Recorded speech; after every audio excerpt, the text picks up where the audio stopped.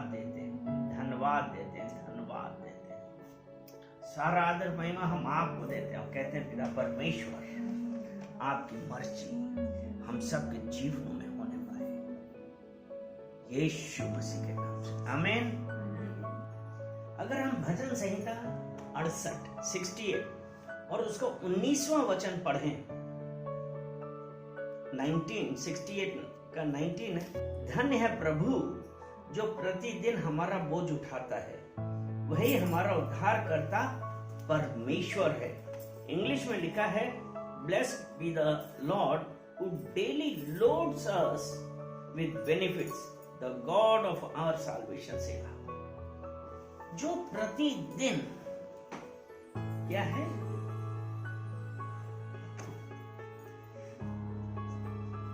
Daily loads us with benefit. Benefit का क्या मतलब हुआ? बेनिफिट का लाभ, यानी कि इसमें धन्य है प्रभु, ब्लेस्ड बी द लॉर्ड, जो हमें प्रतिदिन हमारे फायदे के बेनिफिट हुआ है ना। हमने ये बेचा तो हमको कितना फायदा हुआ, तो वो परमेश्वर कहता है कि धन्य है परमेश्वर जो हमें प्रतिदिन अपने लाभ से भरता है। अर्थात वो किसके लिए? जो उस परमेश्वर की आज्ञाओं पे चलते हैं, उसकी इच्छा के अनुसार चलते हैं। इसीलिए, क्योंकि इसी में जब हम और आगे चलते हैं कि मैंने ये शायद पहले भी ये बताया था, ये वचन विलाप गीत में हमने शायद पहले बताया था कि अभी मुझे याद नहीं है। विलाप गीत 3 और उसका विलाप गीत 3 और उसका 22 और 23, हम मिट नहीं गए, ये यहोवा की महाकरुणा का फल है, क्योंकि उसकी दया अमर है, प्रति भोर वह नई होती रहती है, तेरी सच्चाई महान है। हम मिट नहीं गए, ये यहोवा की महाकरुणा का फल है। और जो ये इंग्लिश वाली बाइबल है, इसमें ऐसा लिखा है, Through the Lord's mercies we are not consumed because His compassion। वो परमेश्वर का अनुग्रह जो हमारे ऊपर है, कंपैशन है। यहाँ पे कंपैशन अनुराग है, स्नेह है उसका, महाकरुणा, उसकी करुणा, उसका कंपैशन है, क्योंकि उसको दया आई है। इसलिए किस पे? जो उस परमेश्वर की आज्ञाओं पे चलते हैं, जो परमेश्वर के लोग हैं, ये उसकी महाकरुणा का फल है। और ये फिर ये लिखा है, क्योंकि उसकी दया अमर है, प्रति भोर वो नई होती है। प्रति यानी कि परमेश्वर की करुणा हर दिन हमारे साथ है। लेकिन अब हमको अपने आप को जांचना है कि क्या हम परमेश्वर के अनुसार कार्य कर रहे हैं या हम अपनी इच्छाओं पे चल रहे हैं। क्योंकि अगर हम अपनी इच्छाओं पे चलते हैं तो परमेश्वर का फेवर, अनुग्रह हमारे ऊपर नहीं होता है। इसीलिए तो वो नीति वचन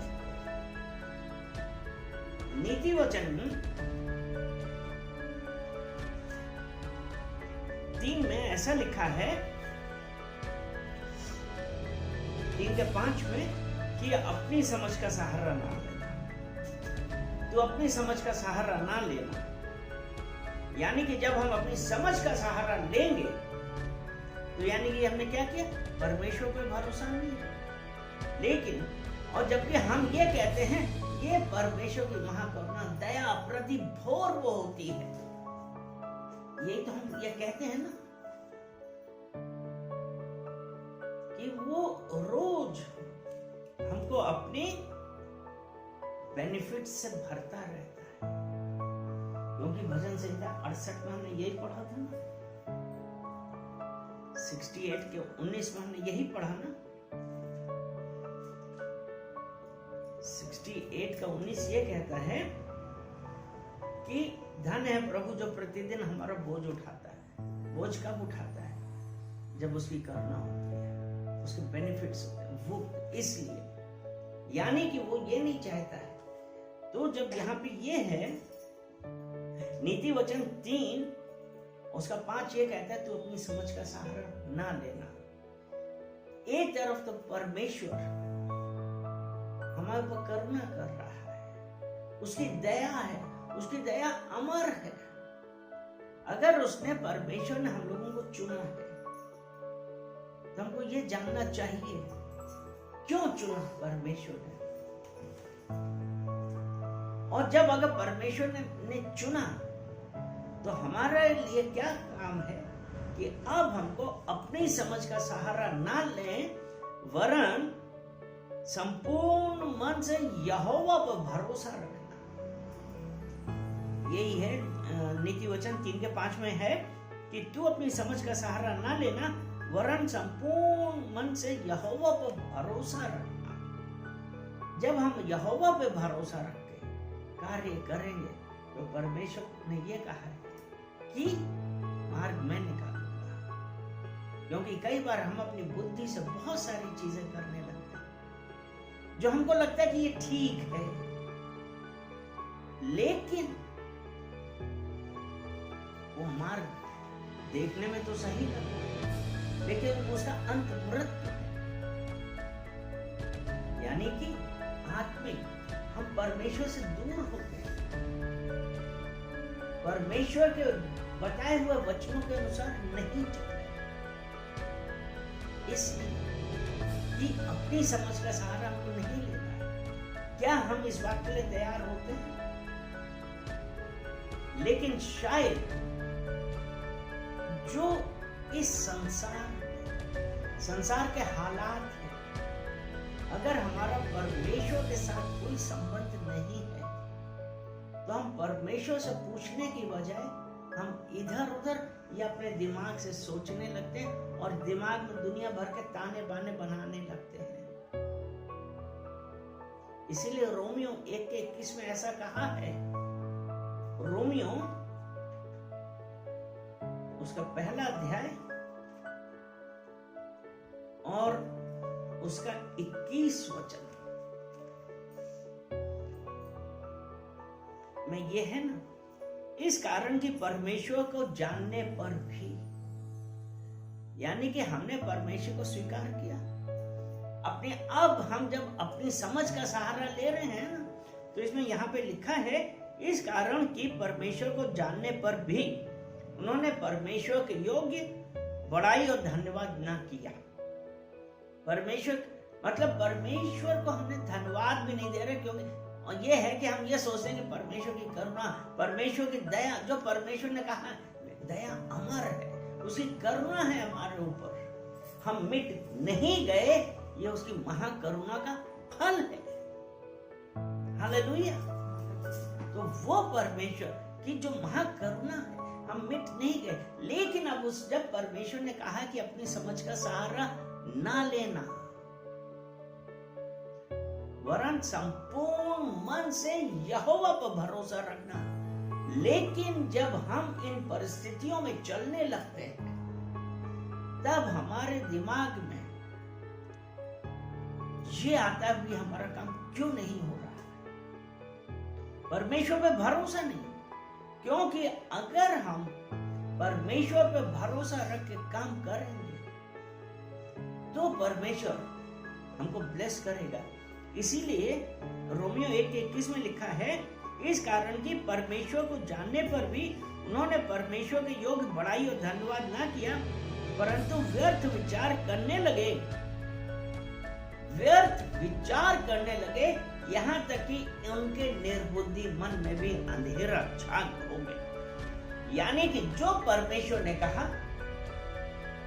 हम उसमें तो विश्वास कर लिए, अपने दिमाग से सोचा, परमेश्वर को किसी बात के धन्यवाद तो हमने देना दूर रहा, अपनी बुद्धि का प्रयोग करने लगे। और जब हमारे बुद्धि का हम प्रयोग करने लगे तब क्या हुआ? हमारे निर्बुद्धि मन में भी अंधेरा छा गया। यानी कि परमेश्वर का जो प्रकाश हमारे अंदर है, क्योंकि परमेश्वर ने कहा कि मैं अपना आत्मा तुम्हें देता हूं, वो परमेश्वर का, और वो परमेश्वर का लहू जो हमें सब अशुद्धियों से शुद्ध करता है, हमने उस बात के लिए धन्यवाद ना दिया, लेकिन निर्बुद्धि मन में अंधेरा छा गया और हम ये सोचने लगे कि हमारे साथ ये क्यों नहीं हो रहा, हमारे साथ वो क्यों नहीं हो रहा, हम तो इतनी प्रार्थना कर रहे थे, हमारे साथ क्यों नहीं हुआ। तो जब ये सब बातें हमारे साथ होंगी तो हमारे लिए सबसे बड़ी बात क्या है? देखिए, जब हम परमेश्वर के साथ नहीं रहते या हम परमेश्वर को जानने के बावजूद भी उसके योग्य कोई काम नहीं करते, उसको धन्यवाद नहीं देते, उसको बड़ाई नहीं करते, तो अगर हम नीति वचन कह रहे हैं, भजन संहिता 94 और उसका 21 वचन, भजन संहिता 94 उसका 21,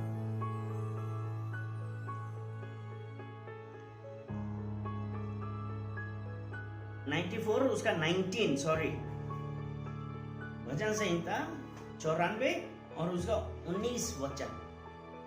जब हम अपनी बुद्धि का, हम परमेश्वर का, वो है ना कि अपनी समझ का सहारा ना लेना, जब हम अपनी समझ का सहारा ले रहे हैं तो इसमें ये लिखा है, जब मेरे मन में बहुत सी चिंताएं होती हैं, यानी कि उस वक्त कितनी चिंताओं से हम भर जाते हैं, लेकिन यहाँ पे एक ये है, जब मेरे मन में बहुत सी चिंताएं होती हैं तब हे यहोवा तेरी दी हुई शांति से मुझको सुख होता है। अगर हम परमेश्वर को समर्पित ना करें और अपनी समझ का सहारा लेते हैं, तब हमारे मन में अशांति होती है, एंजाइटी होती है, एंजाइटी है, व्याकुलता या चिंता, व्याकुलता होती है, बहुत चिंताएं लगी रहती हैं, यार अभी यहाँ पे पैसा लगाया, अभी ये हमने किया, अभी ऐसा किया है। लेकिन अगर हमने नीति वचन 3:5 के अनुसार, जब उसने कहा है कि अपनी समझ का सहारा ना लेना,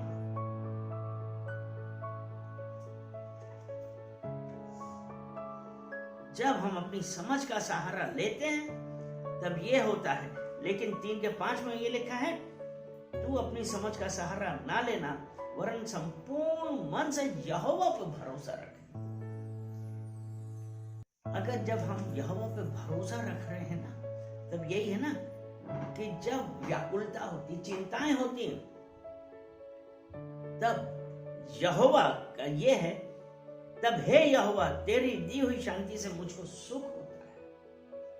क्योंकि इसीलिए तो कहा है यीशु मसीह ने कि अपना बोझा मुझे दे दो, बोझ से दबे लोगों मेरे पास आओ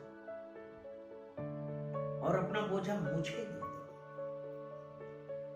लेकिन अगर हमारा परमेश्वर के साथ रिलेशन नहीं है तो हम ये नहीं कर पाएंगे, क्योंकि शैतान का सबसे बड़ा चाल ये होता है, शैतान की सबसे बड़ी चाल ये है कि वो हमेशा परमेश्वर के लोगों को परमेश्वर से दूर करने की कोशिश करता है। उसके लिए दुनिया भर की स्कीम्स लाता है, तरकीब, योजनाएं,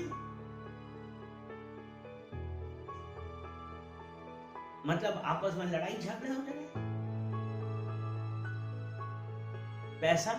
पैसा बीच में आ गया। एक ये जो है छोटी छोटी बातों पे बिना बात को ही एक दूसरे कटुता हो गई, बुराइयां होने लगी। ये शैतान जो हमेशा ये चाहता है, क्योंकि जहां पे हमारे पास चिंताएं होंगी, व्याकुलता होगी, हम क्या परमेश्वर के साथ एक हो पाएंगे? नहीं हो पाएंगे। क्यों? हम अपने में ही उलझे हुए हैं। जब हम अपने में उलझे तो हम परमेश्वर से कैसे कहें कि परमेश्वर मेरा बोझा दे? मैं है कि अब हम लोग मिलकर प्रार्थना कर रहे हैं, क्योंकि अभी जो हमने सुना, अभी समझा, उसके हिसाब उसमें कहा है कि अपना सारा बोझा प्रभु को दो। जैसा कि भजन संहिता 55 के 22 में भी कहता है कि अपना बोझ यहोवा पर डाल दे, वह तुझे संभालेगा, इसलिए और वह धर्मी को कभी टलने ना देगा। पिता परमेश्वर, हम प्रार्थना करते हैं कि पिता परमेश्वर इस वक्त जितना भी बोझ है और जिस प्रकार की हम स्थिति से गुजर रहे हैं, पिता परमेश्वर आपने कहा है अपना बोझा यहोवा पर डाल दे। पिता परमेश्वर प्रार्थना करते हैं कि उपस्थित हर जन को, सुनने वाले प्रत्येक जन को पिता परमेश्वर मैं आपके सम्मुख लाता हूं, और जो कोई भी किसी प्रकार के भी बोझ से दबा है, चिंताओं से दबा है, या किसी भी परेशानी में उलझा हुआ है, चिंताओं में है, पिता परमेश्वर प्रार्थना करते हैं कि पिता परमेश्वर आप उनको उससे छुड़ाइए, स्वतंत्र कीजिए, क्योंकि यीशु मसीह ने कहा है मैं तेरा बोझा उठाऊंगा। परमेश्वर धन्यवाद करते हैं, सारा आदर और महिमा हम आपको देते हैं, यीशु मसीह के नाम से, आमीन।